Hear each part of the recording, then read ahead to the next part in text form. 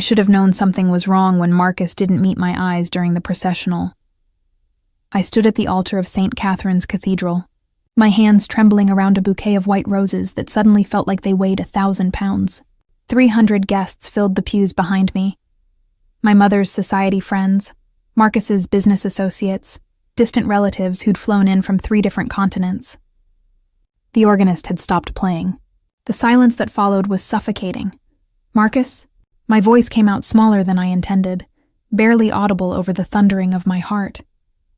He stood there in his tailored Tom Ford tuxedo, his face pale and waxy like a corpse. His best man, Jonathan, shifted uncomfortably beside him. I watched Marcus's Adam's apple bob as he swallowed, and in that moment, I knew. I knew with a certainty that turned my blood to ice. "I can't do this, Celeste," he said finally, his voice carrying through the cathedral's perfect acoustics. 300 people heard him clearly. 300 witnesses to my destruction. "I'm sorry. I can't." The bouquet slipped from my fingers, roses scattering across the marble floor like drops of blood against snow. I heard my mother's sharp gasp from the front pew, heard the immediate explosion of whispers that rippled through the crowd like wildfire. But I couldn't move. Couldn't breathe. Couldn't do anything but stand there in my $15,000 Vera Wang gown, a monument to my own humiliation. Marcus turned and walked away. Just like that, down the side aisle, past shocked faces and raised phones already recording my nightmare for social media immortality. The heavy cathedral doors slammed shut behind him with a finality that echoed through my chest. I don't know how long I stood there. Seconds? Minutes? Time had stopped meaning anything. Then I heard footsteps, confident, measured, coming. From the back of the cathedral, the crowd parted, like the Red Sea. I looked up through the veil that suddenly felt like a shroud, and I saw him. He moved through the center aisle with the kind of presence that commanded attention without demanding it. Tall, well over 6 feet, with broad shoulders that filled out his black suit like it had been painted on. Dark hair swept back from a face that could have been carved from marble. Sharp jawline, high cheekbones, and eyes so intensely blue they seemed to cut through the dim cathedral lighting like blades. But it wasn't his looks that made my breath catch. It was the way every person he passed instinctively leaned away, the way silence followed in his wake like a living thing, the way power rolled off him in waves that had nothing to do with money and everything to do with danger. I'd never seen him before in my life. He stopped at the altar steps, those piercing eyes locked on mine with an intensity that made my skin prickle. Up close, I could see the faint scar that ran through his left eyebrow. Could see the way his lips curved into something that wasn't quite a smile, more like a predator baring its teeth. "Dante Moretti," he said, his voice low and smooth as expensive whiskey. He didn't offer his hand. "And you've just been publicly humiliated by a coward who doesn't deserve to breathe the same air as you." I blinked, my mind struggling to process his words through the fog of shock. "I what?" "I'll marry you." He said it simply, matter-of-factly, like he was commenting on the weather. Right now. This moment. In front of all these people. A hysterical laugh bubbled up in my throat. "You're insane, perhaps." His eyes never left mine. "But I'm here and he's not. You have 300 people waiting to see either a wedding or a complete disaster. I'm offering you a choice. Take my hand and walk out of here as a bride, or let them watch you fall apart. I don't even know you." My voice was shaking now, reality crashing back in waves. "You could be anyone. A stalker, a psychopath." "I'm both of those things, actually," he interrupted, and something flickered in those cold eyes. "Amusement, warning, but I'm also the only person in this cathedral offering you a way to salvage this catastrophe. You can spend the next decade being that poor girl who got left at the altar, or you can become something else entirely. What could you possibly get out of this?" I demanded, anger finally breaking through the shock. "What kind of man just volunteers to marry a stranger?" His smile widened slightly, and it was one of the most unsettling things I'd ever seen. Beautiful and terrifying in equal measure. The kind of man who sees an opportunity and takes it. He finally extended his hand, palm up. "An offering, a challenge. The kind of man who knows that sometimes the most interesting things in life happen at the intersection of chaos and choice. The question is, Celeste DeLuca, what kind of woman are you? He knew my name. He knew my full name, though I'd never introduced myself. Behind me, I heard the priest clearing his throat nervously. Heard my mother's strangled whisper, "Celeste, who is that man?" Heard the rising murmur of 300 voices all asking the same question. I looked at Dante Moretti's outstretched hand. His fingers were long, elegant, but I could see the faint scars across his knuckles. The kind that came from violence, not accidents. Every instinct I had screamed that this was wrong. That accepting his hand meant stepping off a cliff into darkness. That whatever else Dante Moretti was offering, it wasn't salvation. But when I looked into his eyes, I saw something that made my decision for me. I saw recognition, like he knew exactly what it felt like to be abandoned, to be broken in front of an audience. I reached out and placed my hand in his. His fingers closed around mine, warm, strong, possessive, and the world tilted on its axis. "Then let's give them a show," Dante said, loud enough for everyone to hear, and just like that, I married a complete stranger. I just didn't know yet that I'd married the most dangerous man in the city. The priest's hands were shaking as he opened the wedding liturgy. Father Michael had known me since I was 7 years old, had watched me grow up attending Sunday Mass with my grandmother. Now he stared at Dante Moretti like he was looking at the devil himself, which, judging by the cold amusement in Dante's eyes, wasn't far from the truth. This is highly irregular," Father Michael stammered, his gaze darting between us. "The paperwork, the marriage license, these are for Marcus Chen and Celeste DeLuca," Dante finished smoothly. He reached into his jacket and I saw Father Michael flinch. But Dante only pulled out a folded document, handing it to the priest with a gesture that somehow managed to be both courteous and threatening. "I believe you'll find everything in order. The license doesn't specify which groom, does it? Just the bride's name and today's date." Father Michael's face went pale as he scanned the document. I watched his lips move silently, searching for some technicality, some escape. He found none. He looked at me desperately. "Celeste, child, are you certain? You don't have to." "She's certain," Dante said, his grip on my hand tightening slightly, not painful but unmistakably possessive. "Aren't you, cara mia?" I should have said no. Should have ripped my hand away and run down that aisle in my ridiculous dress. Consequences be damned.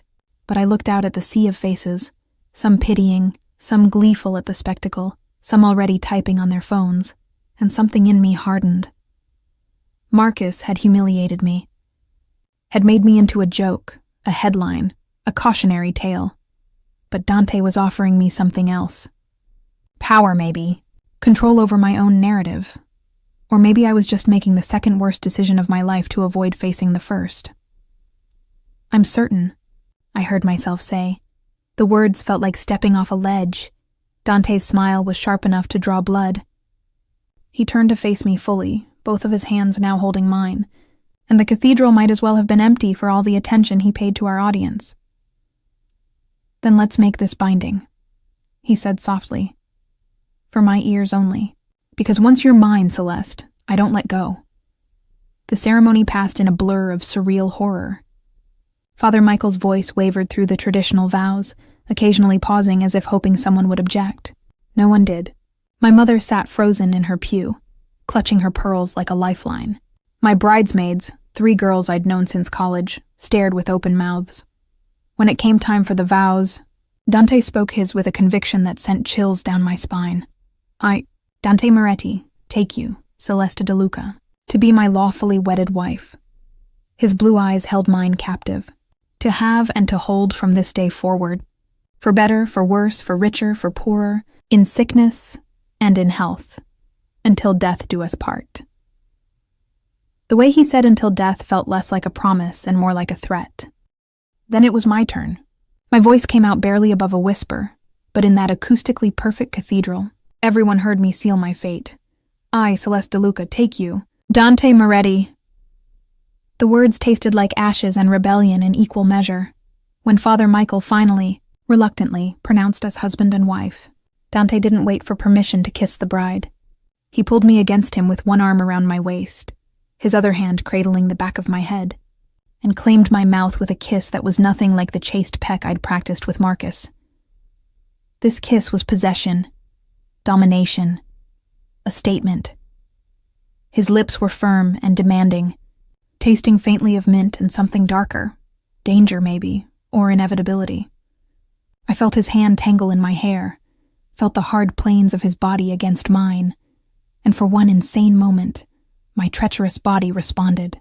Heat flooded through me, my hands coming up to grip his shoulders. Whether to push him away or pull him closer, I honestly didn't know. When he finally released me, I was breathless and dizzy. The cathedral erupted in scattered, uncertain applause. "Time to go, wife," Dante murmured against my ear, his breath warm on my skin. "Before your mother has a stroke or someone calls the police." "The police?" I pulled back slightly, searching his face. Why would anyone? But he was already guiding me down the aisle, his hand firm at the small of my back. People scrambled out of the way. I caught glimpses of shocked faces, heard fragments of whispered conversations. Who is he? Moretti. Did he say Moretti? Oh my God, does she know what she's just done? The cathedral doors burst open, and I was hit by harsh afternoon sunlight and a wall of sound. At least a dozen black SUVs lined the street, and men in dark suits stood at attention beside them. Not wedding guests. These men had the cold, alert posture of soldiers. Or bodyguards, or something worse. What is this? I stopped abruptly, my train catching beneath my heels. "Dante, what the hell is this?" He turned to face me, and for the first time, I saw his mask slip. Something predatory flickered across his features. Something that made every self-preservation instinct I had scream in warning. "This, Celeste, is your new life." He gestured to the nearest SUV, where a man with a scar bisecting his face held the door open. "You wanted to avoid humiliation. Congratulations. You just married into the Moretti crime family. I own half this city, control everything from the docks to the downtown casinos, and have approximately 200 men who would kill on my command." The world tilted. "Crime family. You're Mafia." "I'm the Mafia, Dolcezza." His hand cupped my cheek, thumb brushing my lips with disturbing tenderness. "And as of 5 minutes ago, you became the most valuable and most dangerous thing in my world. My wife, my weakness, my queen." Behind us, I heard screaming, my mother probably. Heard car doors slamming, heard Dante's men moving into position. "Get in the car," Dante said quietly. "Now, before I have to carry you. And if I refuse?" His smile was beautiful and terrible. "Then I'll carry you anyway. But you'll like my way better." I looked at the open car door, at the darkness waiting inside, at the point of no return. Then I heard my mother's voice, shrill with panic. "Celeste Marie De Luca, you step away from that man this instant." I looked at Dante's outstretched hand one more time. Then I climbed into the SUV. The door slammed shut, sealing me in darkness with my new husband. And as we pulled away from the cathedral, I realized I'd just traded one prison for another. I just didn't know yet which one would destroy me first. The SUV's interior smelled like leather and gunpowder. I sat rigid against the door. As far from Dante as the confined space allowed, my wedding dress billowing around me like a white cloud of mistakes. He sat across from me, legs spread in casual dominance, watching me with those unnervingly blue eyes that seemed to see straight through my skull. We hadn't spoken since leaving the cathedral. The silence was suffocating. "You're afraid of me," he said finally, his voice cutting through the quiet hum of the engine. "I'm terrified of you," I corrected, proud that my voice didn't shake. "You just kidnapped me. You got in the car willingly." He tilted his head, studying me like I was a puzzle he intended to solve. "And technically, you can't kidnap your own wife. A wife you acquired through coercion and public manipulation. I prefer to think of it as opportunity meeting preparation." He leaned forward, elbows on his knees, and suddenly the space between us felt dangerously small. "Tell me, Celeste, why did you really take my hand? And don't lie. I have an exceptional talent for detecting dishonesty." I met his gaze, refusing to look away even as my heart hammered against my ribs. Because I was humiliated and angry and you offered me a way out that didn't involve running down that aisle in tears.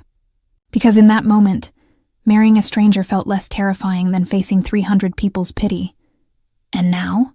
Now I'm realizing I made a catastrophic error in judgment. To my surprise, he laughed, a low, rich sound that seemed genuinely amused rather than mocking. At least you're honest. I appreciate that. Honesty is rare in my world. Your world, I repeated, the words bitter on my tongue. The Mafia. You're actually a crime boss. That's not just some elaborate bluff. Would you prefer it was? He reached into his jacket again, and this time my breath caught. But he only pulled out his phone, scrolling briefly before turning the screen toward me. My family has controlled the city's underground for 3 generations. Moretti Construction is the legitimate face. We've built half the skyscrapers downtown. But the real power? That comes from everything else. The screen showed a news article. Dante Moretti, 34, takes control of family empire after father's death. The photo showed him standing in front of a massive estate, his expression cold and regal. Drugs? I asked, hating how small my voice sounded. I don't deal in narcotics. Bad for business, worse for the soul. He pocketed the phone. Arms trading, money laundering, protection services, gambling operations, and strategic acquisitions. We keep the streets cleaner than the police do, and we take care of our own. How noble, I said sarcastically. You're a philanthropic crime lord. I'm a businessman who operates outside the law because the law is a lie designed to protect people who already have power. His eyes hardened. Don't mistake me for a good man, Celeste. I'm not. I've killed people who threaten my family. I've made decisions that would keep you awake at night, but I don't pretend to be something I'm not. Unlike Marcus, I heard the unspoken comparison. Marcus, who'd promised me forever and couldn't even manage an hour. The SUV turned onto a tree-lined road, massive estates visible behind iron gates and high walls. Old money, the kind of neighborhood where people didn't ask questions because they already knew all the answers that mattered. Where are you taking me? Home, Dante said simply. Our home now. The Moretti estate has been in my family since my grandfather built it in 1952. 15 bedrooms, 23 bathrooms, 10 acres of grounds, and security that makes Fort Knox look accessible. A prison with good thread count, I muttered. A sanctuary, he corrected. There are people in this city who would kill you just to hurt me. As of this afternoon, you became a target. The estate is the safest place for you. The SUV passed through gates that opened automatically, rolling up a circular driveway to a mansion that looked like it belonged in a European postcard. Stone facade, climbing ivy, windows that gleamed in the late afternoon sun. Beautiful and imposing in equal measure, just like the man who owned it. Dante's men materialized as the car stopped, at least 8 of them, all armed, all watching the perimeter with military precision. The scarred man from the cathedral opened my door, offering his hand with surprising courtesy. Welcome home, Mrs. Moretti, he said in a gravelly voice. Mrs. Moretti. The name felt foreign and permanent, like a brand burned into my skin. I stepped out, my heels clicking on cobblestones, and Dante was immediately beside me. He didn't touch me, but his presence was inescapable. Luca will show you to your room, he said, gesturing to the scarred man. You'll find everything you need. Clothes, toiletries, anything you want ordered. My room. I turned to face him. Not our room? Something flickered in his expression. Surprise, maybe, or approval. I'm many things, Celeste, but I'm not a rapist. You're my wife, legally, but you'll come to my bed willingly, or not at all.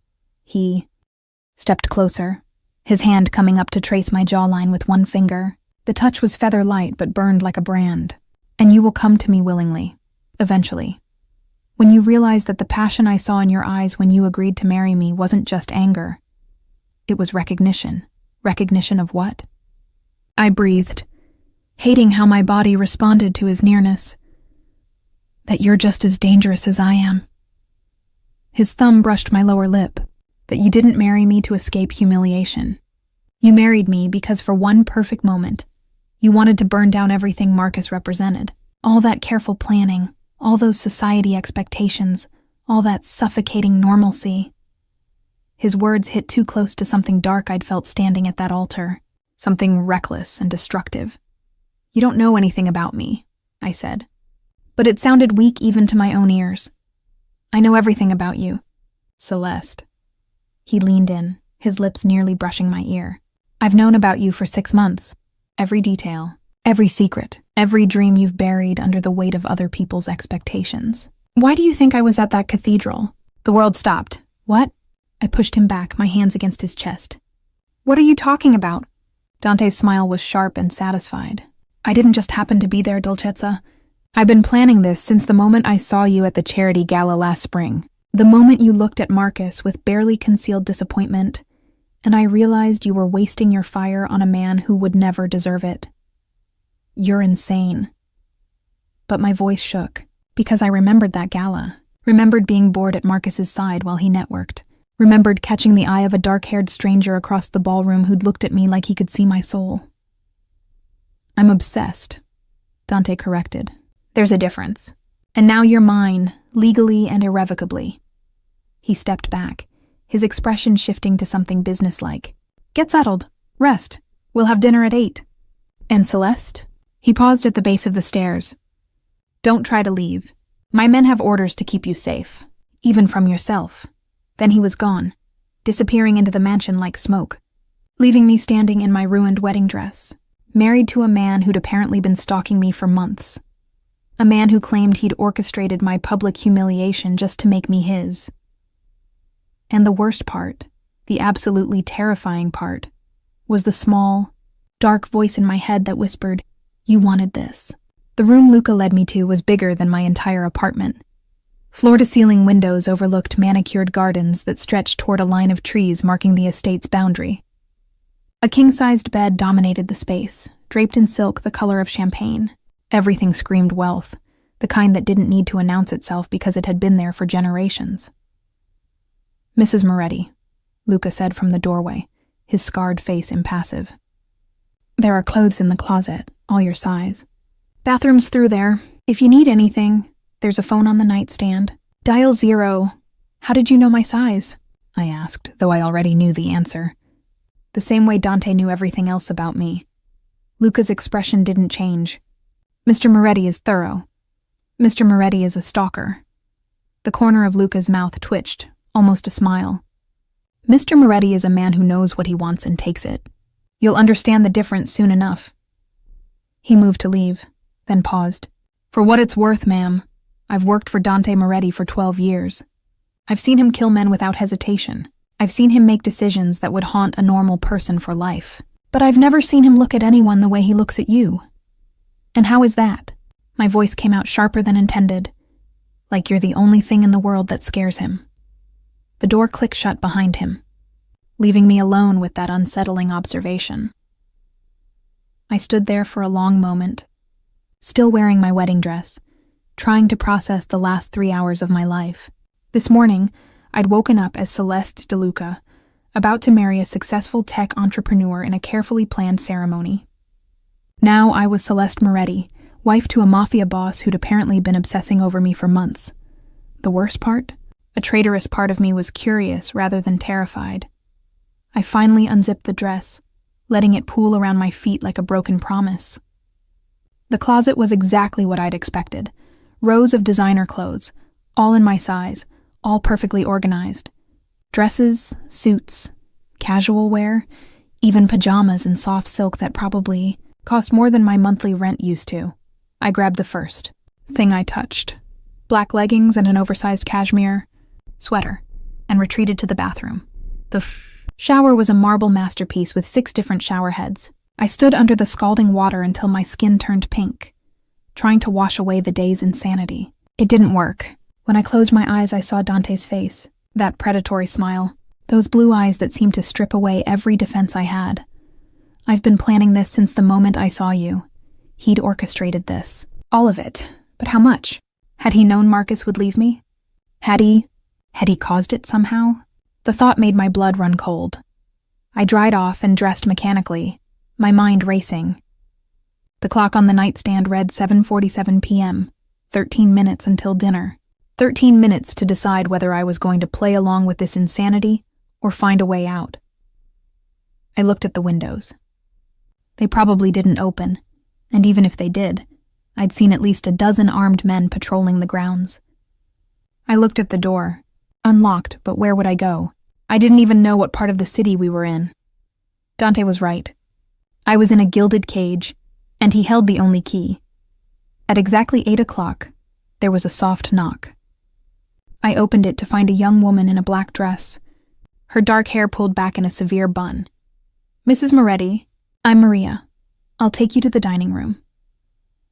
I followed her through corridors lined with expensive art and family photographs. I caught glimpses of Dante at various ages. A serious boy in a school uniform, a teenager with his father's arm around his shoulders, a young man in a tuxedo at what looked like a wedding. Always the same intense expression, like he was already calculating his next move. The dining room was intimate rather than ostentatious. A table set for two, candlelight flickering across crystal and china, and Dante, standing by the windows in dark slacks and a white shirt rolled to his elbows, a glass of red wine in his hand. He'd showered too. His hair was still damp, curling slightly at his collar. Without his jacket, I could see the lean muscle of his forearms, the way his shirt stretched across his shoulders. He looked dangerous and domestic in equal measure, and I hated how my traitorous body responded. "You look more comfortable," he observed, gesturing to the chair across from him, though I admit I preferred the wedding dress. "Very virginal." "I'm not a virgin," I said flatly, sitting down because standing felt like admitting weakness. "And this isn't some Victorian novel where you get to claim your innocent bride." "No?" He sat across from me, his smile sharp. "Then what is this, Celeste?" "A kidnapping with good wine." He laughed, that same genuine sound from the car. "You're going to be entertaining, at least. I was worried you'd spend the evening crying or begging to leave. Would that work?" "No." The word was absolute. "You're mine now." "That's not negotiable." A woman appeared, an older Italian woman who looked at Dante with unmistakable affection, setting plates before us.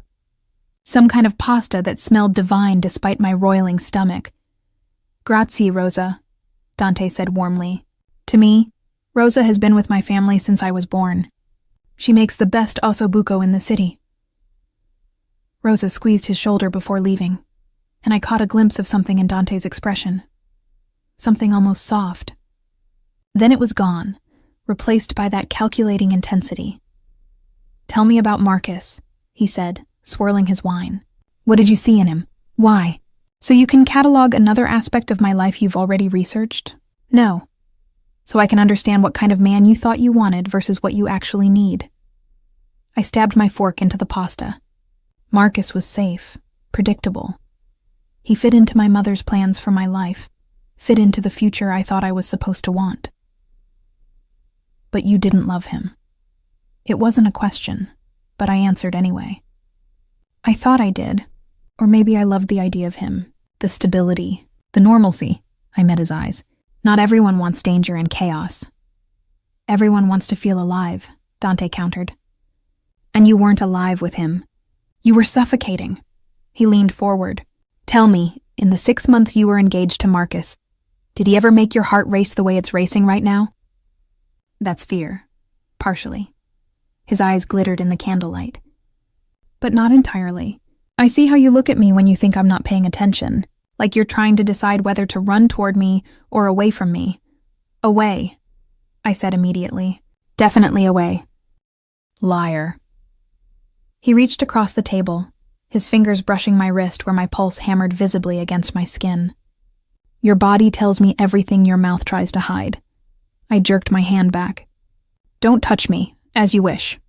He sat back unperturbed. "I told you, you'll come to me willingly or not at all.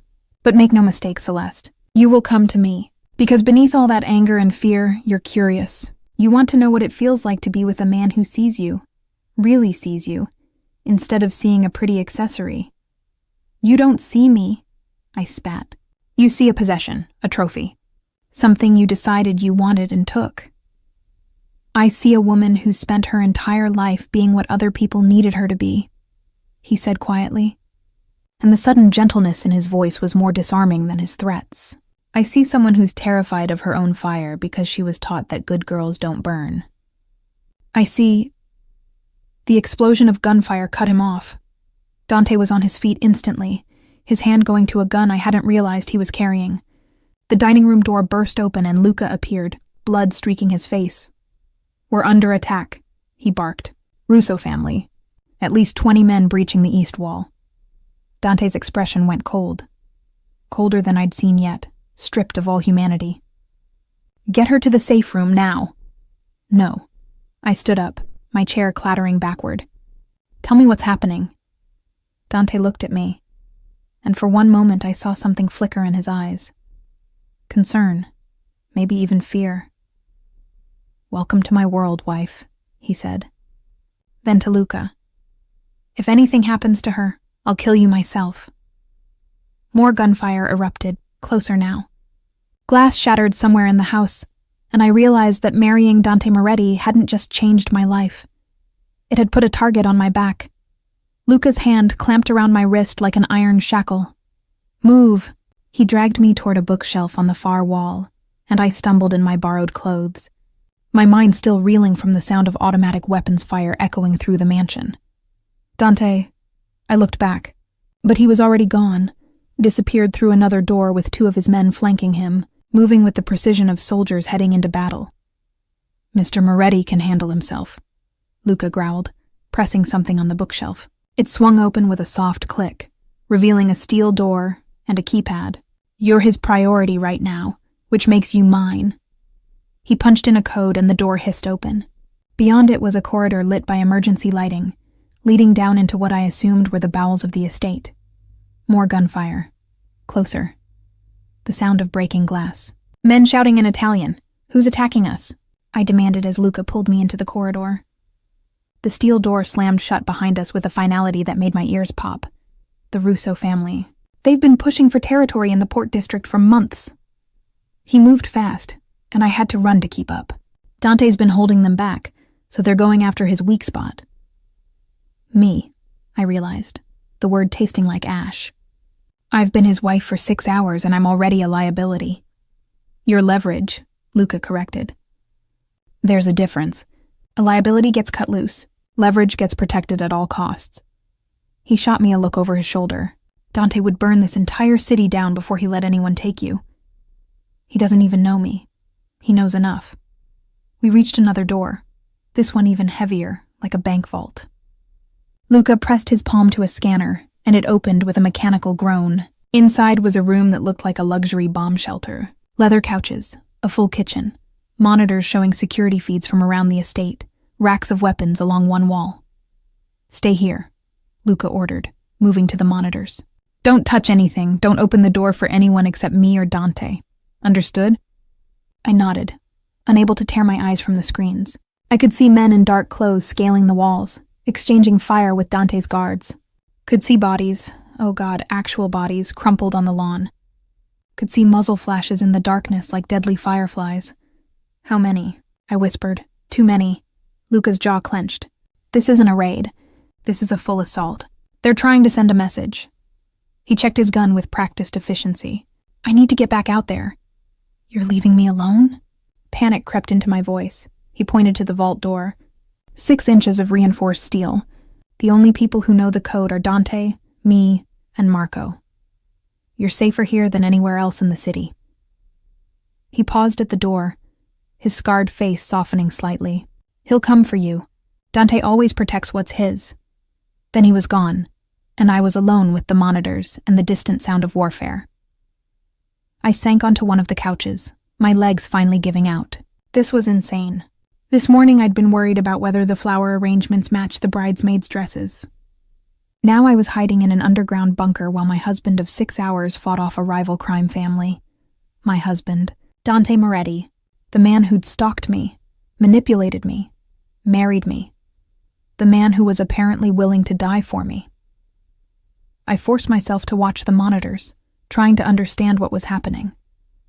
The cameras showed multiple angles of the estate, and I quickly picked out Dante's form. He moved through the chaos like a predator, firing with cold precision, never wasting a shot.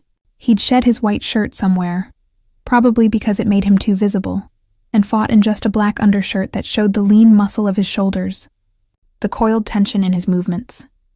He was beautiful and terrifying, and I couldn't look away. I watched him take cover behind a marble fountain, watched him signal to his men with quick hand gestures, watched him drop 2 attackers with shots that seemed impossible in the darkness. He wasn't just defending his home. He was orchestrating a counterattack with the same ruthless efficiency he'd probably used to run a board meeting. Then I saw one of the Russo men get too close, coming at Dante from his blind side. "Behind you," I whispered uselessly at the screen, my hands clenched into fists. Dante spun at the last second, but not fast enough. The knife caught him across his ribs, and even on the grainy monitor, I saw the dark bloom of blood spread across his shirt. My heart stopped. Dante didn't even flinch. He grabbed the attacker's wrist, twisted it at an angle that made me wince even from here, and put a bullet through the man's head at point-blank range. The body dropped, and Dante pressed his free hand to his side but kept moving, kept fighting. He was bleeding. Dante was bleeding and still fighting like nothing had happened. I don't know how long I sat there, glued to those monitors watching the battle rage. It could have been minutes or hours. Time lost all meaning in that underground room with its recycled air and emergency lighting. Finally, the gunfire began to taper off. I watched Dante's men secure the perimeter, watched them drag bodies away from the house, watched the Russo family's forces retreat, leaving at least a dozen dead on the lawn. The victory had cost them. I counted 6 of Dante's men down, maybe more I couldn't see. This was his world. Death and violence and blood on expensive marble. And I was part of it now. I was staring at the monitor showing the entrance hall when the vault door suddenly beeped. I jumped off the couch, my heart hammering, remembering Luca's warning. Don't open the door for anyone except me or Dante. The door swung open, and Dante filled the doorway. He looked like he'd walked through hell. Blood soaked his left side. His knuckles were split and bleeding. There was a cut above his eyebrow, and his dark hair was matted with sweat. His eyes found mine immediately, scanning me head to toe with an intensity that stole my breath. "You're not hurt," he said, and it sounded like a prayer. "I'm fine. You're not." I moved toward him without thinking, my hands reaching for the wound at his ribs. "You need a doctor. You're bleeding." "It's not deep." He caught my hands, and his touch was surprisingly gentle despite the violence still radiating from him. "Just a graze. I've had worse."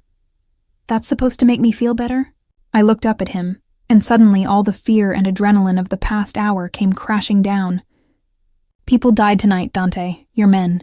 They're men. Because of what? Territory? Power? Me? Not because of you."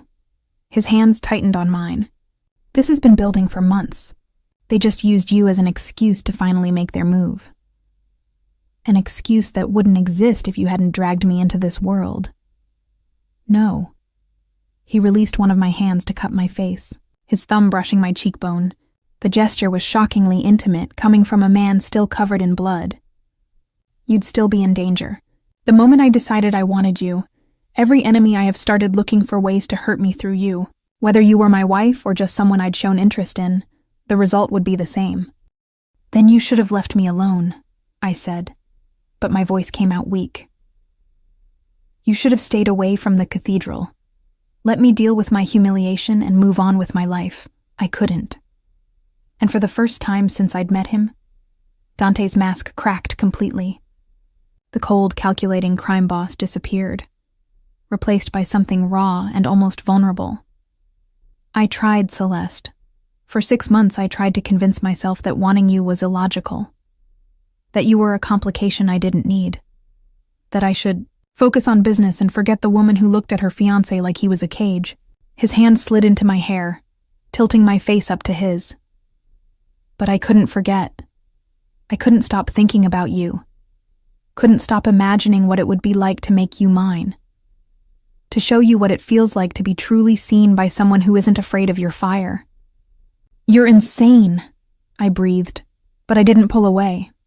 "Probably." His eyes searched mine. "But I'm your insanity now, for better or worse. in sickness and health. A ghost of a smile crossed his bloodied face. "Till death do us part. Remember? Those vows were a farce. Those vows were the most honest thing I've said in years."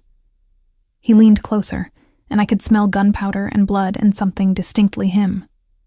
"You're mine, Celeste, and I protect what's mine. Always. Even if it gets you killed, especially then." Then he kissed me, and it was nothing like the performative kiss at the cathedral. This was desperation and relief and possession all tangled together. His mouth claimed mine with a hunger that made my knees weak, one hand still cradling my face while the other pulled me against his bloody, battered body. I should have pushed him away.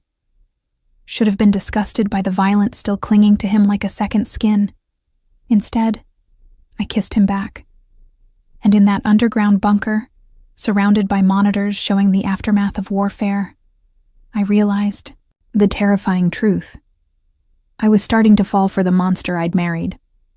I broke the kiss first, pulling back with my heart racing and my mind screaming warnings I no longer wanted to hear. "You need medical attention," I said, my voice shakier than I wanted. "That wound can wait." Dante's thumb traced my lower lip, his eyes dark with something that wasn't just desire.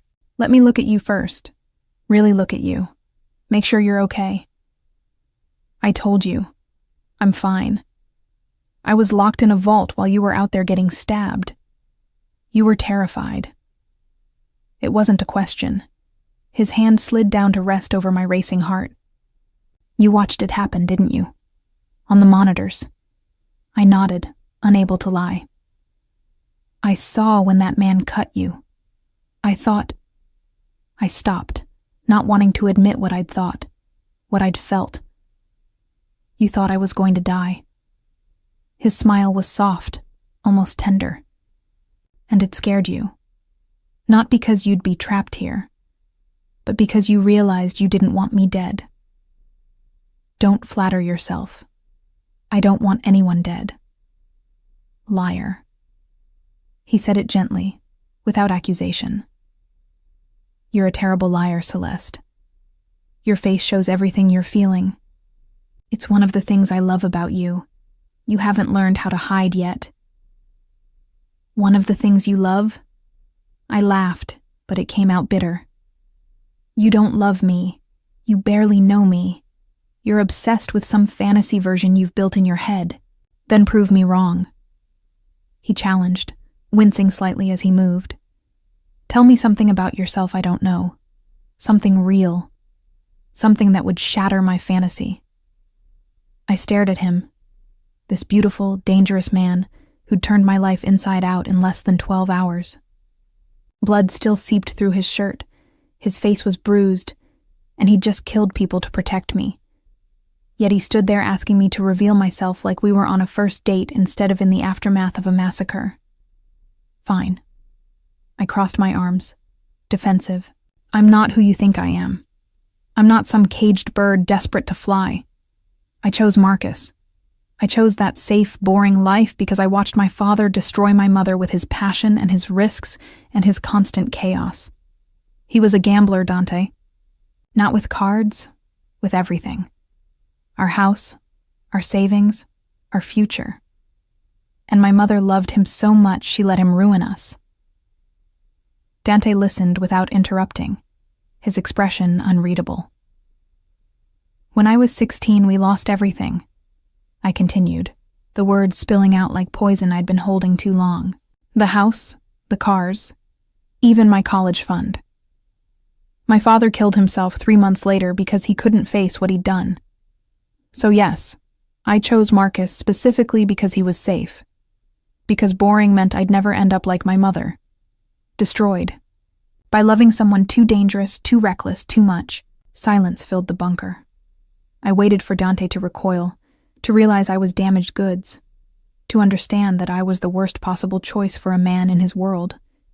Instead, he smiled. "Thank you," he said quietly. "Thank you?" I stared at him. "Did you hear what I just said? I'm telling you I chose mediocrity on purpose, that I'm terrified of passion and risk and everything you represent. I heard you. He stepped closer, ignoring the blood seeping through his fingers pressed to his side. I heard that you loved your father despite his flaws, that you understood your mother's devotion even as it terrified you, that you've been protecting yourself for 18 years from ever feeling that deeply about anyone. His hand came up to cup my face again. And I heard that you're already feeling it anyway. That's why you're so angry. Because I'm making you feel exactly what you've been running from your entire adult life. You're wrong. Your pulse is racing. Your pupils are dilated. You kissed me back even though I'm covered in blood. His thumb brushed my racing pulse point. Tell me I'm wrong. I couldn't, because he wasn't. Come on, I said instead, grabbing his wrist and pulling him toward the couch. Sit down before you pass out and make me deal with your corpse. He let me guide him, amusement dancing in his eyes despite the pain he had to be feeling. Worried about me, wife? Worried about having to explain to Luca why I let you bleed to death. I grabbed the first aid kit I'd spotted earlier mounted on the wall. Take off your shirt. Dante's eyebrow rose. I thought you wanted me to come to you willingly. I want to stop you from bleeding on expensive leather, I shot back, but my face heated. Don't make this weird. He pulled the ruined shirt over his head with a wince, and I forgot how to breathe. I'd known he was built. The way his clothes fit made that obvious. But seeing him shirtless was different. Lean muscle carved his chest and abdomen, the kind of definition that came from actual work rather than vanity gym sessions. But it was the scars that caught my attention. Multiple scars, bullet wounds, knife wounds, what looked like a burn mark across his left shoulder blade. Stop staring, he said softly. You're making me self-conscious. Liar. I threw his word back at him. You're not self-conscious about anything. I opened the first aid kit with shaking hands. These scars. How are you still alive? Stubbornness and excellent surgeons. He watched me lay out supplies. Antiseptic, gauze, medical tape. The burn is from when I was 19.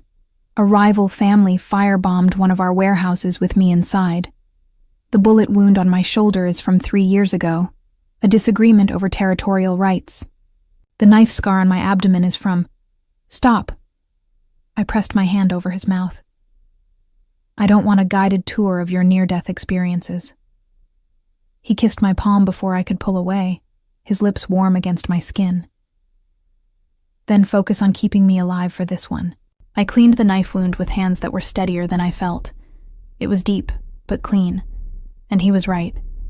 It had missed anything vital. Still, it needed stitches. This needs a doctor, I said. It needs you. He caught my wrist as I reached for the suture kit. I trust you. I'm not a doctor, Dante. I'm an art gallery manager. I curate exhibitions, not knife wounds. You're also the woman who once stitched up a homeless man in an alley because you couldn't stand to see him bleeding. He smiled at my shocked expression. I told you, I know everything about you, including that you took a wilderness first aid course after that incident so you'd be better prepared if it happened again. That was 3 years ago. I haven't practiced since. Then practice now. His hand covered mine. I've been stitched up by battlefield medics and drunk doctors. You can't possibly do worse. I wanted to argue, wanted to demand he call one of his probably on-payroll physicians. But the way he looked at me, with absolute trust despite having known me for less than a day, made refusal impossible. This is going to hurt, I warned.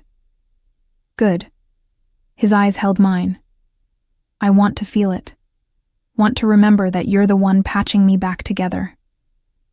I threaded the needle with fingers that had stopped shaking. You really are insane. And you're stalling. But he said it gently. It's okay to be scared, Celeste. I'm scared too. Of what? You just fought off 20 armed men. Of this.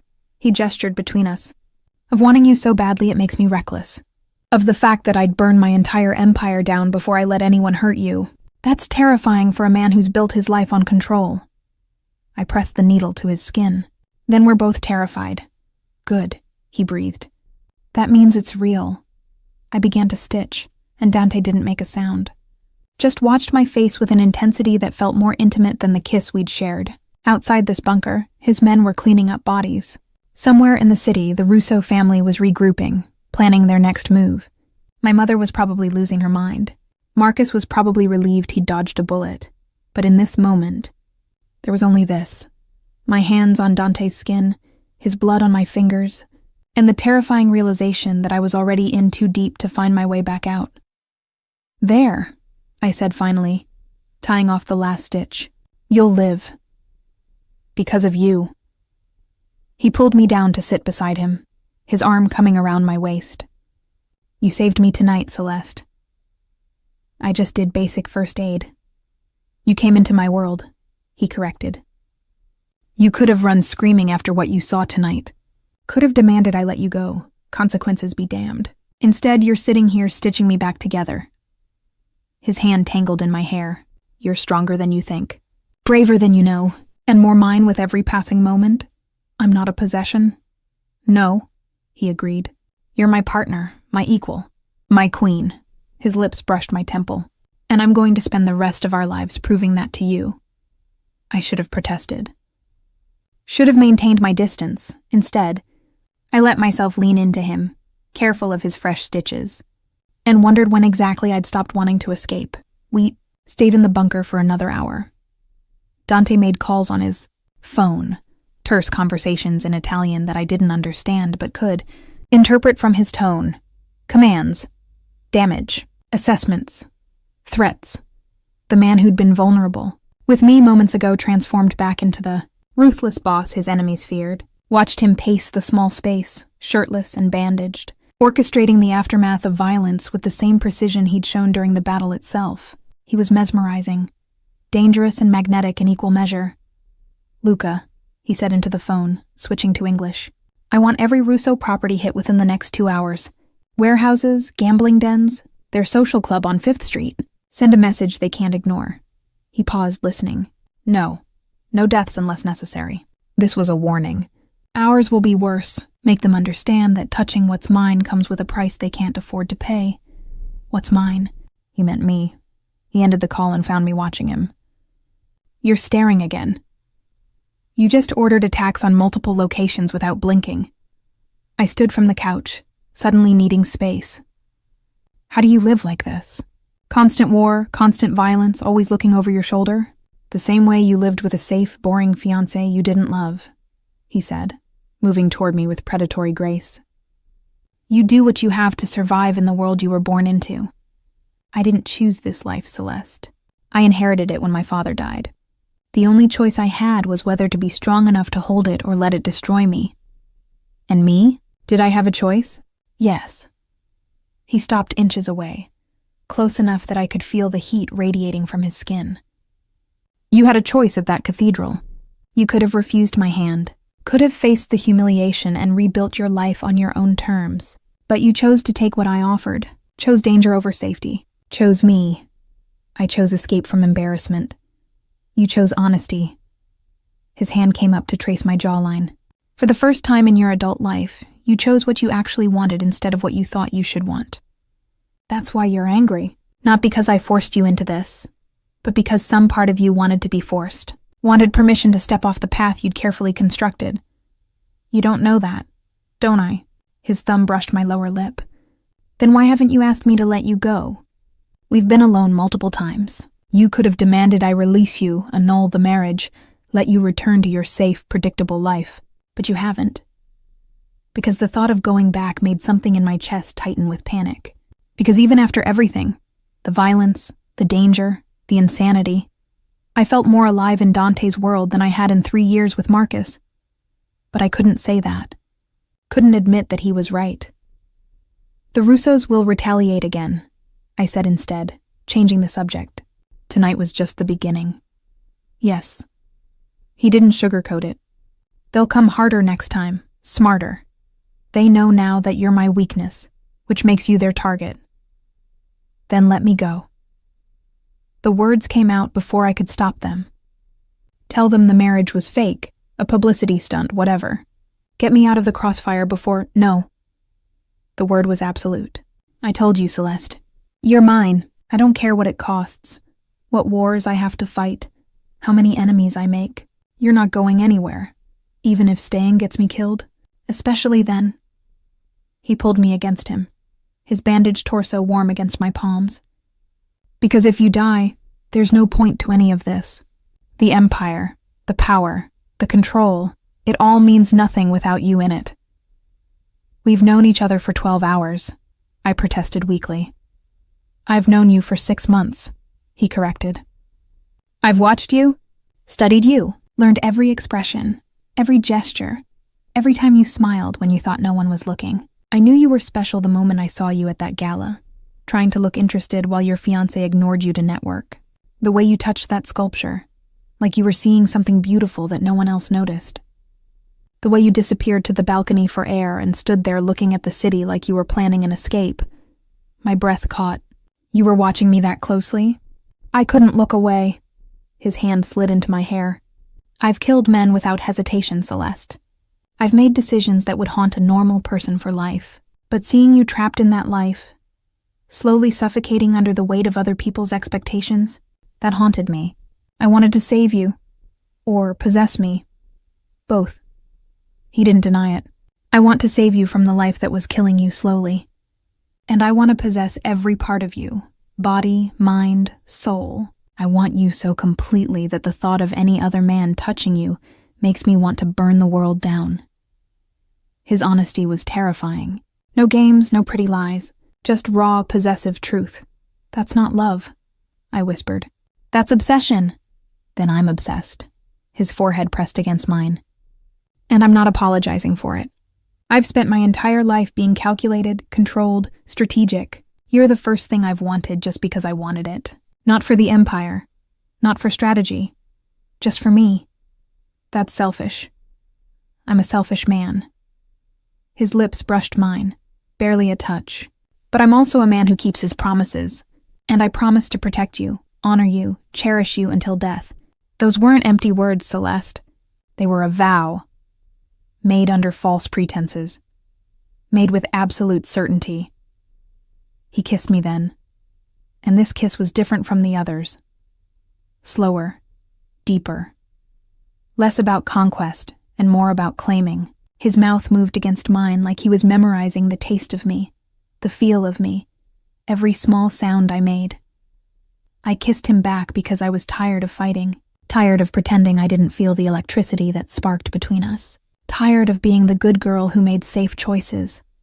His hands slid under my sweater, palms warm against my skin, and I gasped against his mouth. Tell me to stop, he murmured against my lips. Tell me you don't want this. I couldn't, because I did want this. Wanted him with an intensity that terrified me. We shouldn't, I breathed, even as my fingers traced the planes of his chest, careful of his wound. You're injured. People just died. This is life, he finished. This is what it means to be alive, Celeste. To want something so badly that danger and logic don't matter. To feel something real instead of just going through the motions. His hand cupped my breast through my bra, and I arched into his touch with a sound I didn't recognize. Want. Pure. Uncomplicated want. I need to hear you say it, Dante said, his voice rough. I need to hear you choose this. Choose me. Not because you're trapped or scared or have no other options. Because you want me. I looked into those impossibly blue eyes, saw the vulnerability beneath the dangerous exterior, saw the man who'd fought off 20 attackers to keep me safe, saw my future written in his expression. Dangerous, unpredictable, intense. Nothing like the safe life I'd planned, everything I'd been too afraid to want. I choose you, I whispered. The words felt like jumping off a cliff. Dante's smile was fierce and tender at once. Then come upstairs with me. Let me show you what it means to be mine. Your wound will heal. He threaded his fingers through mine. But this moment won't come again. The first time I make love to my wife, the first time you surrender to what's between us, I want it to be now, while you're still scared but choosing me anyway. He was right. If I waited, if I gave myself time to think, I'd talk myself out of it, would rebuild my walls and convince myself this was just Stockholm Syndrome or trauma bonding or any other logical explanation. But logic had gotten me a fiancé who abandoned me at the altar. Instinct had gotten me a husband who'd kill for me. Okay, I said, and the word felt like freedom. Take me upstairs. Dante's hand tightened on mine, and for the first time since I'd met him, I saw something like awe in his expression. You have no idea what you do to me, he said quietly. What it means that you're choosing this, choosing us. Then show me. He led me to the vault door, his thumb brushing circles on my palm. Once we cross this threshold, there's no going back. You understand that? Once I have you, I'll never let you go. I thought about my father, who'd loved so recklessly it destroyed him. Thought about my mother, who'd loved so deeply she'd never recovered. Thought about Marcus, who'd loved so little he could walk away without looking back. Then I thought about Dante. Dangerous, obsessive, possessive Dante, who'd seen me and wanted me and fought for me all in the same breath.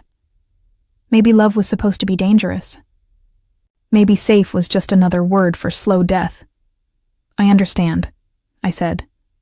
And I followed my husband into the darkness, knowing I'd never be the same. The walk through the mansion felt surreal.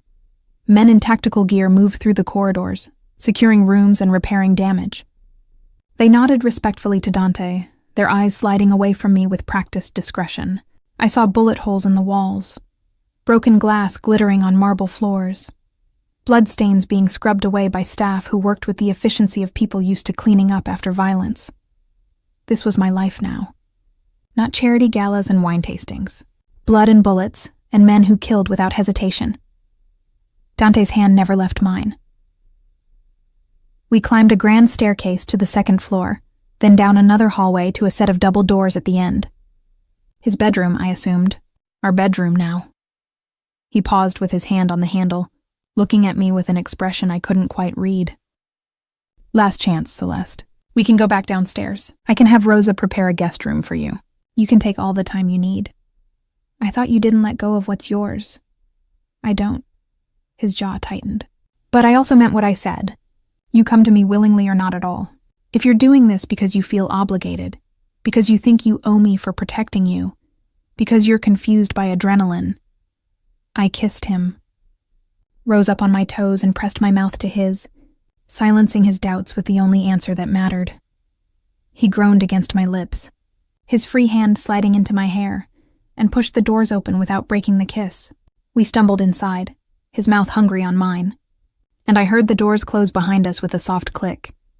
The room was massive, floor-to-ceiling windows overlooking the estate, a fireplace that could fit a small car, and a bed that looked like it belonged in a palace. Everything was dark wood and deep burgundy, masculine and elegant. I had them change the sheets, Dante said against my mouth. Fresh flowers, candles if you want them. I wanted... Stop talking. I pulled back just enough to meet his eyes. I don't need romance, Dante. I need honesty. Show me who you really are. Not the gentleman trying to seduce me properly. The man who fought 20 armed men to keep me safe. The one who's been obsessing over me for 6 months. That's who I'm choosing.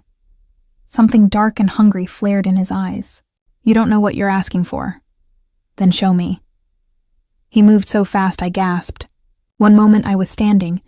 The next my back hit the wall beside the door, Dante's body pinning me there, his hands bracketing my head. His kiss turned savage, all teeth and possession and barely controlled need. This is what you do to me, he growled against my mouth, his hips pressing into mine so I could feel exactly how much he wanted me. This is what I've been holding back since the moment I saw you. The need to claim you, mark you, make you mine so completely that you forget any other man ever touched you. Marcus never made me feel like this. The words came out breathless. Never made me feel anything. Good. His teeth grazed my neck, finding the sensitive spot below my ear. Because after tonight, I'm the only man you'll ever think about when someone touches you. The only name you'll say when you come undone." He pulled my sweater over my head in one smooth motion, tossing it aside. His hands found my breasts, thumbs brushing over sensitive peaks through the lace of my bra, and I arched into his touch with a moan. "So responsive," he murmured, his mouth trailing down my throat. "So perfect. Do you have any idea how many times I've imagined this? How many nights I've lain in this bed thinking about having you here, under me, saying my name? Show me," I demanded, my hands finding the waistband of his pants. "Stop telling me and show me." He captured my wrists in one hand, pinning them above my head against the wall. "Patience, cara mia. I've waited 6 months for this. I'm going to savor every moment." His free hand traced down my body, over my ribs, my stomach, the curve of my hip. Then lower, sliding under the waistband of my leggings with agonizing slowness. "Dante," his name came out as a plea. "Tell me what you want." His fingers found the edge of my underwear. "Use your words, Celeste. Tell me exactly what you need. You." I was beyond pride now, beyond holding back. "I need you. All of you. No more games, no more waiting, please." The word, "please," seemed to shatter his control. He released my wrists and lifted me in one fluid motion, my legs wrapping around his waist instinctively. I felt the hard press of him against my core through too many layers of clothing, and the friction made me whimper. "Bed," I gasped. "Your stitches are worth ripping if it means having you." But he carried me there anyway, laying me down on silk sheets that felt cool against my overheated skin. He stood at the edge of the bed, looking down at me with an expression that was pure predator. "Last chance to change your mind. If you ask me that one more time, I'm going to hurt you worse than that knife did." His laugh was low and genuine. "There she is. There's my fierce queen." He hooked his fingers in my leggings and pulled them down my legs, taking my underwear with them. "I knew you were hiding fire under all that careful composure." Then his mouth was on me, and coherent thought became impossible. I'd had sex before. With Marcus, with a boyfriend in college. But this was something else entirely. Dante took his time, learning every sound I made, every way my body responded to his touch. His hands held my hips still when I tried to arch against him, forcing me to take the pleasure at his pace. "Dante, I can't. I'm going to—" "Then let go," he commanded against my skin. "Give yourself to me, Celeste. Surrender." The orgasm hit me like lightning, white-hot and all-consuming. I cried out his name, my hands fisting in the sheets, my body shaking with the intensity of it. Before I could recover, he was over me, his weight pressing me into the mattress, his mouth finding mine in a kiss that tasted like possession and promise. "Mine," he whispered against my lips. "Say it. Say you're mine." "Yours," I breathed, because it was true. Somewhere between the cathedral and this moment, I'd become his. "I'm yours, Dante." He reached for the nightstand, retrieving a condom with hands that shook slightly, the first sign of vulnerability I'd seen from him since we'd entered this room. I took it from him, our eyes locked, and rolled it on with deliberate slowness. Celeste. My name was a prayer and a curse on his lips. "Now," I said, pulling him down to me, "make me yours completely." He entered me in one slow thrust, and we both groaned at the sensation. He was bigger than I'd expected, filling me so completely it bordered on too much. He stilled, giving me time to adjust, his forehead pressed against mine. "Okay?" he asked, his voice strained. "More than okay." I wrapped my legs around his waist, urging him deeper. "Don't hold back. I won't break." "You might?" But he started to move, slow and deep, each thrust deliberate. "You have no idea how hard I'm trying not to lose control right now. How badly I want to, then lose control." I dug my nails into his shoulders. "I'm not afraid of you, Dante. I'm not afraid of this." That was all the permission he needed. His pace increased, becoming harder, faster, more desperate. The headboard slammed against the wall with each thrust, and I didn't care. Let his men hear. Let the whole world know I'd surrendered to this dangerous man. Touch yourself, he commanded, his voice rough. I want to feel you come around me. I slid my hand between us, finding the bundle of nerves that was already so sensitive. Combined with the feeling of him inside me, it took barely any pressure before I was crying out again, my body clenching around him. Fuck, Celeste. He buried his face in my neck, his rhythm faltering. I can't. Come for me, I whispered in his ear. Let go. I've got you.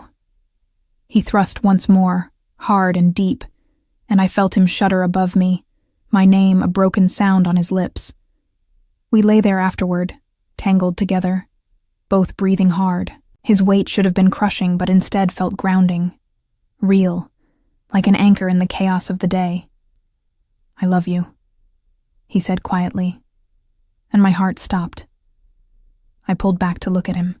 Dante, I know it's too soon. I know you're not ready to hear it, let alone say it back. His hand cupped my face with infinite gentleness. But I need you to know, this isn't just obsession or possession. I love you. The real you. The woman who stitches up strangers. Who chose courage over safety. Who kisses me back even when she's terrified. I love you, Celeste, and I'll spend the rest of my life proving it. Tears pricked my eyes. This is insane! Yes. He kissed me softly. But it's our insanity, and I wouldn't change a single moment. I didn't say I loved him back. I couldn't. Not yet. But as I curled into his chest, listening to his heartbeat slow, I realized something terrifying. I was falling, fast and hard and completely, and there was no safety net to catch me. Only him. I woke to sunlight streaming through unfamiliar windows, and the warm weight of an arm across my waist. For one blissful moment, I forgot everything. Then memory crashed back. The cathedral, the attack, the vault, this bed. Dante's confession of love while I was still learning to breathe around the intensity of what we'd done. I turned carefully, not wanting to wake him, and found myself face to face with my husband. In sleep, Dante looked younger.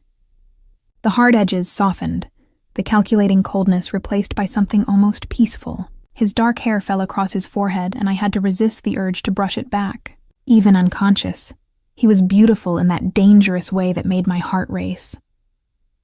The bandage on his ribs had a small spot of blood seeping through. I'd have to change it soon, check the stitches I'd put in with shaking hands while he watched me like I was performing surgery instead of basic first aid. You're staring, he murmured without opening his eyes, a smile playing at his lips. You were staring at me first. I saw you wake up. His eyes opened then, and the intensity in that blue gaze stole my breath. I've been awake for an hour, watching you sleep, making sure last night was real and not another dream I'd wake up from alone. That's creepy. That's honest. He pulled me closer, careful of his injury. How do you feel? Sore, confused, terrified. I traced the edge of his bandage. How's your side? Worth it. His hand slid into my hair. You're deflecting. Talk to me, Celeste. Tell me what you're thinking. What was I thinking? That 12 hours ago, I was supposed to marry Marcus Chen in front of 300 witnesses. That I'd instead married a Mafia boss who'd been stalking me for 6 months. That last night I'd given myself to him completely. Surrendered to feelings I didn't understand and couldn't control. That this morning, I had no idea who I was anymore. I'm thinking, I said slowly, that I should be having a complete breakdown right now. That normal people don't marry strangers and sleep with them the same day their lives explode. That everything about this is insane and wrong and dangerous. But, his thumb traced my lower lip. But I don't want to take it back. The admission felt like jumping off another cliff. Last night, when you were fighting and I was watching those monitors, all I could think was, don't die. Not because I'd be trapped here, but because the thought of you dying made something in my chest crack open. And I know that's crazy. I know it's too fast, but... He kissed me, soft and sweet, silencing my rambling. It's not crazy. It's not too fast. It's just us. A knock on the door interrupted us. Boss? Luca's voice, gruff and urgent. We've got a situation. Dante's expression shifted instantly from tender to lethal. Give me 5 minutes. You've got 3. It's about the Russos. He was out of bed immediately, pulling on pants with practiced efficiency despite his injury. I watched him transform from the man who'd made love to me last night into the crime boss who commanded an empire. "Stay here," he said, buckling his belt. "Don't leave this room until I come back. What's happening?" Probably retaliation for last night's response. He grabbed a shirt from the closet, wincing as he pulled it on. "I hit their operations hard. They're going to answer." Fear spiked through me. "They're coming here again? Not if I end this first." He crossed to me, cupping my face between his hands. "Listen to me carefully. If something goes wrong, if you hear gunfire or Luca tells you to move, there's a panic room behind the bookshelf in my office, next door. The code is 0815, your birthday, my birthday." He'd programmed my birthday into his safe room code. "Dante, I'll be fine." He kissed me hard and fast. "I've survived worse than the Russo family. But I need to know you're safe so I can focus on ending this without worrying about you." How very romantic. "Stay locked up while I go commit violence." His smile was sharp. "Welcome to being a Moretti wife, Dolcezza. Violence and protection come as a package deal." He headed for the door, then paused. "For what it's worth, you're handling this better than I expected. Most women would be screaming or begging to leave by now. Most women didn't watch their father gamble away everything and then kill himself," I said quietly. "I learned early that life doesn't care about your plans or your comfort. You either adapt or you break." Something flickered in his eyes. Respect, maybe, or recognition. "You're stronger than you know. It's one of the things He stopped himself. "I'll be back soon. Don't open the door for anyone but me or Luca." Then he was gone, and I was alone in his bed, wearing nothing but the marks he'd left on my skin. I got up and walked to the window. From this height, I could see the entire estate. The damaged east wall being repaired, men patrolling with rifles, vehicles coming and going with military precision. Somewhere out there, Dante was planning his next move. Strategy and violence and calculated risks. This was my life now. I should have been terrified. Should have been looking for escape routes, calling my mother, demanding a lawyer and an annulment. Instead, I found myself opening Dante's closet, pulling out one of his shirts, and wrapping myself in fabric that smelled like him. Then I sat on the bed and waited like a good Mafia wife for her husband to return from war. The irony wasn't lost on me. I'd spent my entire adult life running from my mother's mistakes, loving a dangerous man too much, sacrificing everything for passion over security. I'd chosen Marcus specifically because he was safe, because he'd never make me feel the terrifying intensity my mother had described feeling for my father. Yet here I was, less than 24 hours into a forced marriage, already feeling more for Dante than I'd felt for Marcus in 3 years. Maybe my mother had been right all along. Maybe some people were built for dangerous love. Maybe safety was just another word for slow death. The thought should have terrified me. Instead, it felt like truth. An hour passed. Then 2. I changed Dante's bandage using supplies from the bathroom, showered in a bathroom bigger than my old bedroom, and dressed in clothes I found in a drawer that had mysteriously been filled with my size. More evidence of his obsessive preparation. I was examining the bookshelf in his office, looking for the panic room he'd mentioned, when I heard raised voices downstairs. Not gunfire. Shouting. Then a woman's voice, shrill and familiar. "I don't care who he is! That's my daughter, and I'm not leaving until I see her." My mother. Of course my mother had found me. She probably had the police, a lawyer, and a psychiatrist on standby. I heard Dante's voice, calm but firm. "Mrs. DeLuca, I understand your concern. You understand nothing. You kidnapped my daughter at her wedding, and I married your daughter. With her consent, in front of 300 witnesses including a priest. Under duress. Marcus told us everything. How you threatened him, forced him to leave. My blood ran cold. Marcus had been there. Marcus had known. I didn't think. I ran down the grand staircase, my wet hair leaving a trail of water droplets, wearing Dante's shirt like armor. The scene in the foyer was exactly what I'd expected. My mother in full society mode. 3 police officers looking uncomfortable. Luca and 6 of Dante's men creating a human wall between them and their boss. And Dante, standing with his arms crossed, looking like a king facing down peasants in his castle. Then they all saw me. Celeste. My mother rushed forward, but Luca blocked her path with a hand up. Baby, are you all right? Did he hurt you? We can leave right now. These officers will protect you. I'm fine, Mom. I descended the rest of the stairs, very aware that I was wearing nothing but Dante's shirt and my underwear. Very aware of what that implied. Nobody hurt me. Nobody forced me to do anything. Then why? She stopped, her eyes traveling from my disheveled appearance to Dante's satisfied expression. Understanding dawned, followed by horror. Oh, Celeste. Oh, baby, no. Tell me you didn't. I married him, Mom, legally, willingly, and I'm staying. You can't possibly. He's a criminal. Everyone knows what the Moretti family does. The violence. I know exactly who he is. I walked past Luca to stand beside Dante. His hand found the small of my back immediately, a gesture of possession and support. And I chose him anyway. One of the police officers cleared his throat. Mrs. Moretti, if you've been coerced or threatened, I haven't. I met his eyes steadily. I married Dante Moretti of my own free will. I'm staying with him of my own free will. There's no crime here. What about Marcus? My mother demanded. He said this man threatened him, told him to leave you at the altar or face consequences. I turned to Dante, searching his face. Is that true? His expression didn't change. Yes. The word hung in the air like a bomb. I stared at him. You orchestrated the whole thing? Marcus leaving me wasn't his choice? It was his choice, Dante corrected calmly. I simply presented him with information that made the choice easier. Information about his offshore accounts, his mistress in Seattle, the money he'd been embezzling from his company. His hand tightened on my back. He was planning to leave you eventually, Celeste.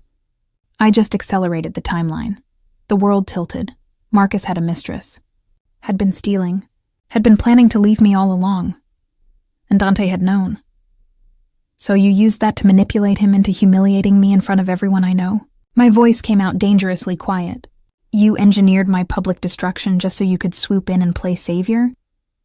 Yes, no apology. No justification. Just brutal honesty. I told you last night. I've been planning this for 6 months. Every detail. Every contingency. Including making sure Marcus Chen wouldn't be in the picture when I made my move. Behind me, my mother gasped. The police officers exchanged looks. Luca's hand moved toward his weapon, and I stood there, realizing that the man I'd slept with last night, the man I was starting to fall for, had orchestrated the single most humiliating moment of my life, not to save me, to own me. Get out, I said quietly. Dante's expression didn't change. Celeste, I said get out. My voice cracked. All of you. My mother, the police, everyone leave now. Ma'am, if you need protection, one officer started. From my husband? I laughed and it sounded broken. No, officer. I need protection from myself. From the fact that even knowing what he did, even understanding how he manipulated everything, I stopped, unable to finish. Because the worst part wasn't what Dante had done.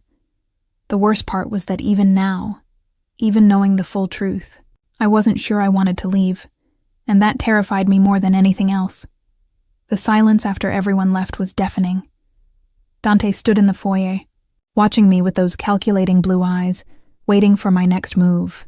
His men had retreated to give us privacy, but I knew they were close, listening, ready to intervene if their boss needed them. Say something, Dante finally said, his voice carefully neutral. What do you want me to say? I wrapped my arms around myself, suddenly cold despite the warmth of his shirt. Thank you for ruining my life so thoroughly that I had no choice but to fall into your arms. I didn't ruin your life. I freed you from it. He took a step toward me, and I held up a hand to stop him. Don't. Don't come near me right now. I can't think when you're close. He stopped, but his eyes never left mine. Then think, Celeste. Think about what your life was really like with Marcus. Think about the woman you were becoming. Small, quiet, suffocated. Going through the motions of a life you didn't want because it was safe, because it met everyone else's expectations. That was my choice to make. My voice echoed off the marble. My mistake to realize on my own. my humiliation to face privately. You had no right. I had every right. His mask cracked, showing the obsessive intensity beneath. The moment I saw you, you became mine.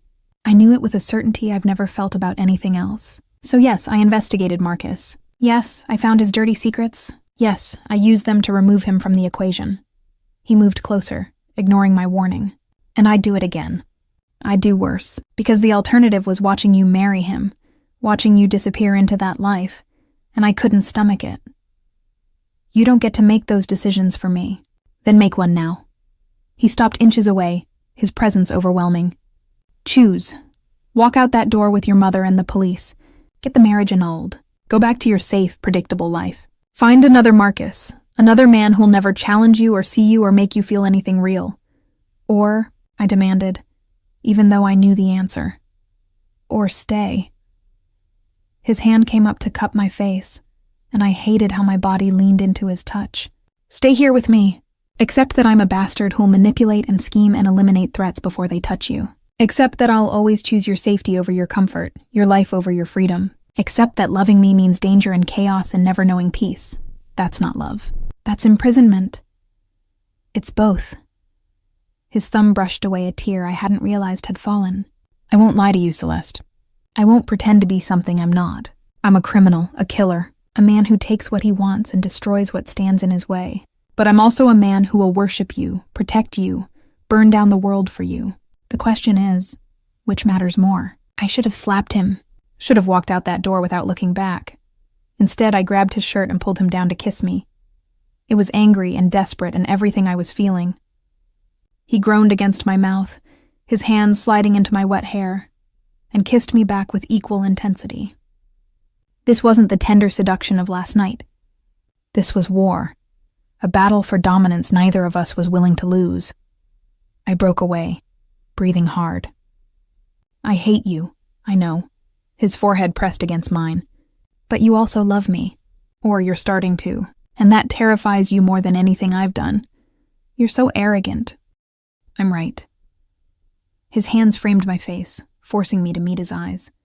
Tell me I'm wrong. Tell me you feel nothing when I touch you. Tell me last night meant nothing. Tell me you'd rather go back to Marcus's world than stay in mine. I couldn't. Because he wasn't wrong. Marcus had a mistress, I said instead, my voice breaking. He was stealing, planning to leave me, and you knew I was engaged to a man who was betraying me, and you let me keep planning a wedding to him for months. I had to wait for the right moment. He didn't deny it, didn't apologize. If I'd told you earlier, you would have broken it off quietly. Moved on, found someone else equally unsuitable. I needed you vulnerable, needed you broken open enough to see what I was offering as salvation instead of insanity. So you let me be humiliated in front of everyone I know? Yes.